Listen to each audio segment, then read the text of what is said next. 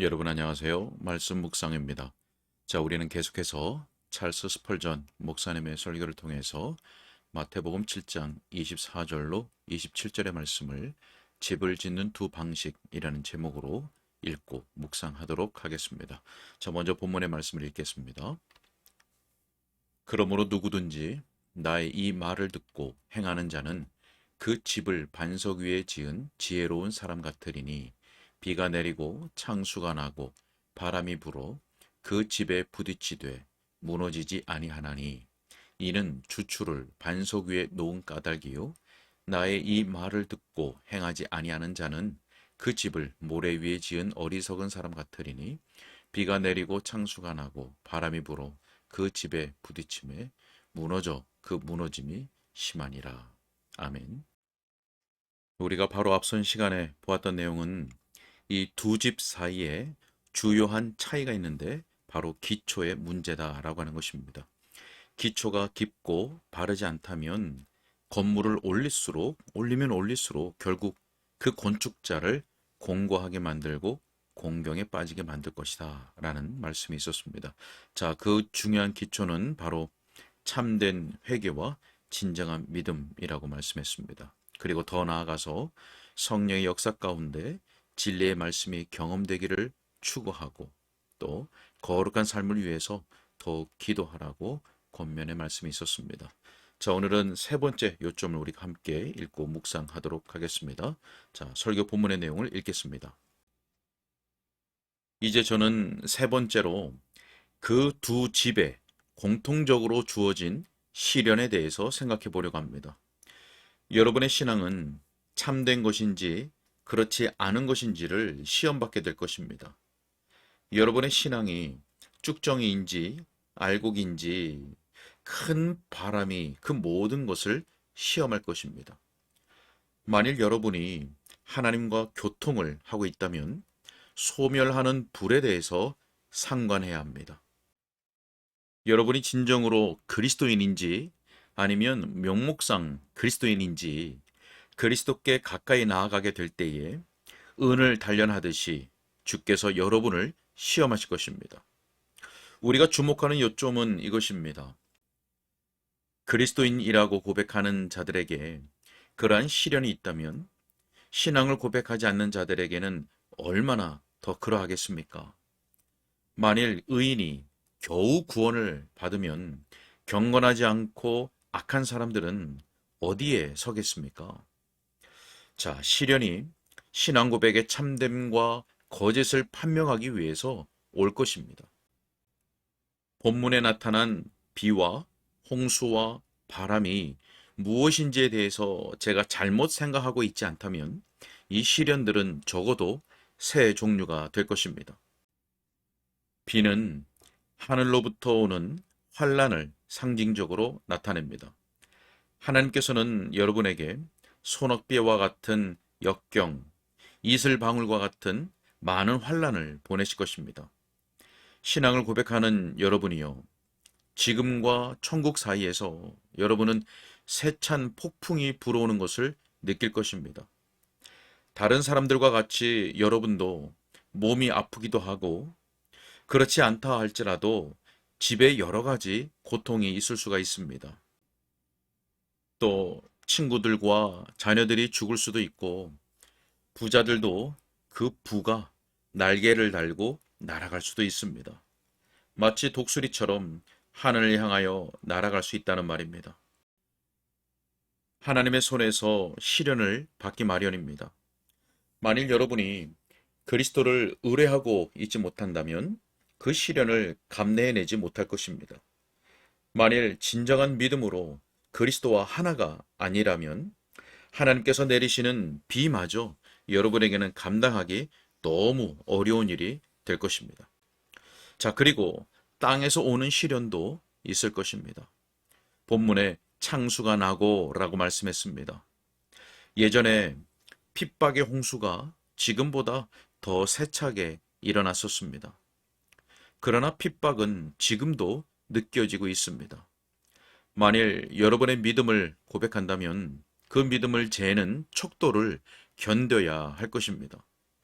잔인한 조롱이 하나님의 백성들을 넘어뜨리려고 여전히 퍼부어지고 있습니다. 여러분은 예수님을 위해서 능력과 충상 모략을 참을 수 있습니까? 여러분이 견고히 뿌리를 내리고 있지 않다면 절대 그런 일을 참아내지 못할 것입니다. 시험과 핍박의 날에 돌밭 위에 심겨진 뿌리 없는 나무는 말라버리게 됩니다. 이 점을 주의하시기 바랍니다. 자, 그 다음에 바람을 통해서 상징적으로 표현한 신비한 시험이 또 오게 될 것입니다. 공중의 권세 잡은 자가 하나님을 모독하는 신성 모독적인 사상과 무서운 시험거리로 공략할 것입니다. 또 억지로 죄짓게 만들려고 애를 쓸 것입니다. 사탄은 인간 심령에 절망의 구름을 어떻게 쏟아붓는지를 잘 알고 있습니다. 신비로운 그의 대리자들을 통해서 집 내 귀퉁이를 한꺼번에 공격할 수도 있습니다. 그는 우리를 동시다발적으로 시험할 수 있습니다. 그래서 우리가 더 이상 꾀를 내도 소용이 없을 정도로 우리를 몰아갈 수 있는 것입니다. 그러나 여러분이 단순히 모래 위에 집을 지은 것 같은 그러한 신앙 고백을 가지고서는 그러한 것을 견뎌낼 수 없고 결국 여러분에게 화가 미칠 것입니다. 좋은 기초 위에 선 집에도 이러한 시련이 닥쳐오나 그 시험이 해하지 못할 것입니다. 그러나 기초가 없는 집과 같은 신앙에 시련이 불어닥쳐 오면 그 사람의 신앙 고백은 무너져 내리고 이 세상에서 끝이 나고 말 것입니다. 그런 일이 아주 빈번히 일어납니다. 아예 처음부터 믿음을 상실해버리는 사람들이 얼마나 많습니까? 유약한 상태를 가진 신앙 고백자나 그리스도인 모두 함께 저 하늘 도성을 향해서 출발은 합니다. 둘 다 금면류관에 대한 열망이 있습니다. 그러나 그들 모두 낙담의 수렁에 들어가게 됩니다. 자, 그러면 둘 중 어느 한 사람은 투쟁을 하다가 자기 집 가까운 쪽으로 나오고 결국 파멸의 도성으로 돌아가 버립니다. 반면에 다른 사람들은 남자답게 싸워서 승리를 얻게 됩니다. 지혜로운 순례자와 어리석은 순례자 사이의 차이가 그렇게 해서 분명하게 드러납니다. 그리스도인들은 또 계속 길을 진행해 나가면서 여러 가지 다른 시련들을 받습니다. 흔히 불신앙이 그리스도인들을 시련합니다. 믿음의 핵심적인 사실들과 모든 교리에 대한 의심이 일어난다는 말입니다. 반석 위에 견고하게 서지 못한 사람들은 요동하여서 쉽게 불신앙으로 떨어지게 됩니다. 이 시대는 불신앙의 시대입니다. 그러나 진리에 합당한 체험을 통해서 반석 위에 견고한 사람들은 요동하지 않습니다. 하나님의 말씀을 통해서 마음의 즐거움을 누리고 있는 사람들은 우리 믿음을 비웃는 자들을 보고 흔들릴 수 없습니다. 우리는 하나님의 말씀에 의지하여 살아왔고 체험을 통해서 그것이 진리라는 것을 입증해 왔습니다. 자, 그러므로 모든 공략에도 흔들릴 수가 없는 것입니다.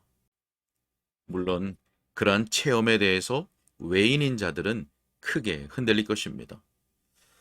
여러분의 마음이 진리의 터에 견고히 서 있다면 불신앙이나 이단이 와서 여러분에게 영향을 끼치려 할지라도 거기에 결코 넘어가지 않습니다. 건전한 그리스도인은 돌과 같습니다.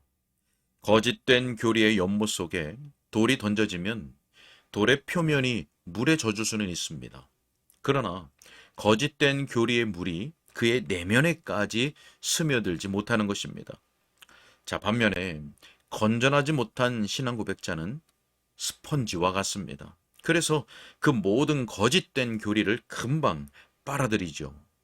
그리고 자기가 흡수한 그것을 계속 보유합니다. 세상 정신에 의해서 시련을 받은 사람이 얼마나 많습니까? 사람들의 신앙이 단순한 외면적인 형식적 고백에 불과하다면 세상 정신은 금방 그런 신앙 고백의 핵심을 먹어버립니다. 마치 암이 사람을 먹어버리는 것처럼 말입니다. 그래서 신앙이 없는 자들처럼 되어버립니다.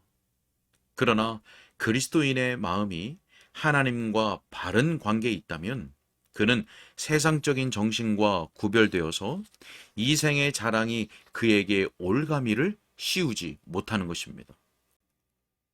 믿음에 있다가 침륜에 빠진 사람들의 경우에 대해서 말하자면 그들의 마음 속에 하나님을 향한 건전한 마음이 있다면 금방 다시 돌이킬 수 있습니다. 그러나 그 심령이 썩어 있다면 침륜에 빠진 자는 더욱더 악한 상태로 나아가게 됩니다. 하나님과 영혼 사이에 참된 연합이 있다면 침륜에 빠졌던 자는 금방 회복이 될 것입니다. 네, 오늘은 여기까지 읽겠습니다. 오늘 세 번째 요점에서는 지혜로운 건축자와 어리석은 건축자가 지은 두 집에 공통적으로 불어닥친 시련에 대해서 살펴봤습니다. 그것이 환난과 고통의 시련이 되었든 믿음으로 인한 시련이 되었든 또 사탄이 주는 시험이 되었든 진정한 믿음으로 그리스도를 온전히 의지하고 또 진리 위에 견고하게 서 있다면 결코 요동하지 않을 것입니다. 그리고 침륜에 빠지게 된다 할지라도 금방 다시 회복이 될 것입니다. 자, 그러나 모래 위에 집을 지은 것 같은 그러한 신앙 고백자는 그때 시련 앞에서 무너져 내린다는 것이죠. 자, 여러분들은 시련 앞에서 어떤 신앙의 모습을 나타내고 있으십니까? 그 어떤 것이 와서 우리에게 영향을 끼치려 할지라도 결코 요동하거나 넘어지지 않는 참된 믿음과 은혜의 경험들, 진리의 경험들이 있기를 주님의 이름으로 축복합니다. 함께 기도하겠습니다. 사랑과 자비가 풍성하신 하나님 아버지, 오늘도 주의 말씀을 듣고 주의 은혜를 기억하며 또 묵상하며 기도할 수 있도록 인도하신 것을 감사합니다.